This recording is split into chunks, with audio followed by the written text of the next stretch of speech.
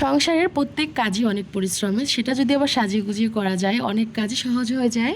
সম্পূর্ণ ভিডিওটি দেখতে থাকুন, আমি একা হাতে কিভাবে গুছিয়ে কাজ করি সবাই সবটা বুঝতে পারবেন। আসসালামু আলাইকুম সবাইকে, সবাই কেমন আছেন? আশা করছি সবাই ভালো আছেন।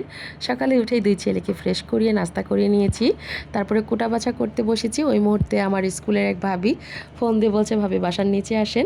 ভাবির মেয়ে আর আমার ছেলে একসাথে স্কুলে পড়ে। আমি যেহেতু আজকে স্কুলে যাইনি, তো ভাবি আনমোলের জন্য বিরিয়ানি এনেছিল, তো বাসায় যাওয়ার সময় দিয়ে গেল।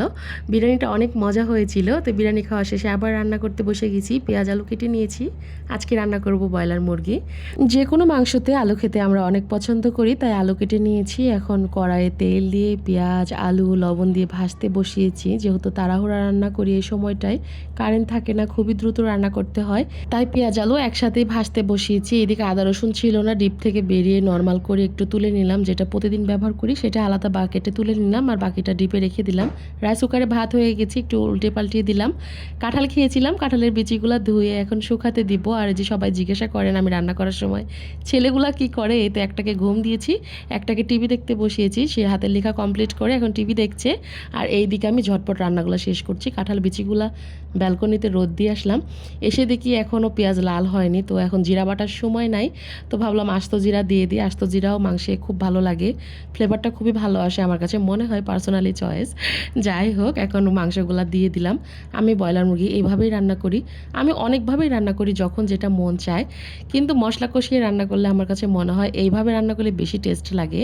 তো এখন পেঁয়াজের উপরে ভালো করে মাংসগুলো নেড়ে নিয়েছি, একটু ভাজা মতো করে নিয়েছি, তারপরে মশলা অ্যাড করে দিয়েছি। বেশি করে ঝাল দিয়েছি, হলুদ দিয়েছি, লবণ, কষিয়ে নিব। আর গোটা মশলা আগেই দিয়েছি। এই তো আলুর সাথে মাংসটা খুব ভালো করে কষানো হয়ে গেছে, আর সাথে দিয়ে দিয়েছি গরম মশলা গুঁড়া। আজকে মাংসটাতে ঝোল কম রাখবো, একটু ভুনা ভুনাই করবো।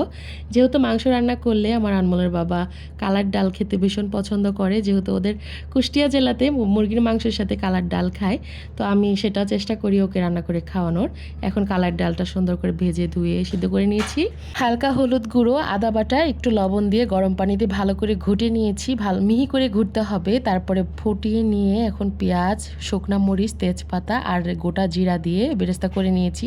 ডাল এখন বাগার দিয়ে নিব। আর কালার ডাল এভাবে সিম্পল করে রান্না করলে ভীষণ ভালো লাগে খেতে। আর ডালে রসুন, কালার ডালে রসুন দিতে হয় না, আদা দিতে হয় বেশি করে, তাহলে খুবই ভালো লাগে।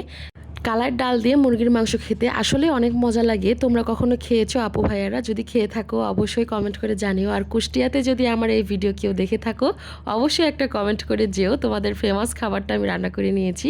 তো যাই হোক, এখন গোসল টোসল করে একবারে খাওয়া দাওয়া করতে বসে গেছি।